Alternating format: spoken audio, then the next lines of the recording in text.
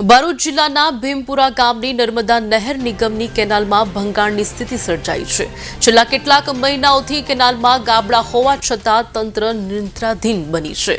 Canal વહેલી તકે સમારકામ નહીં થાય તો કોંગ્રેસ તાલુકા પ્રમુખે નર્મદા નહેર નિગમની ઓફિસે તાળાબંધીની ચીમકી ઉચ્ચારી છે।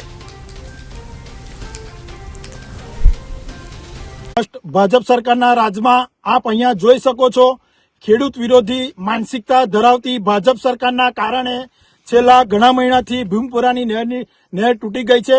પરંતુ આ ખેડૂત વિરોધી માનસિકતા ધરાવતી ભાજપ સરકાર દ્વારા આજ દિન સુધી સમારકામ અને નહેરની કોઈ સાફ સફાઈ કરવામાં આવેલ નથી। અગાઉ પણ ખેડૂતો દ્વારા તથા પ્રેસ મીડિયા દ્વારા અધિકારીને રજૂઆત કરવામાં, મૌખિક રજૂઆત કરવામાં આવી હતી, પણ આજ દિન સુધી અધિકારીઓનું પેટનું પાણી હાલતું નથી।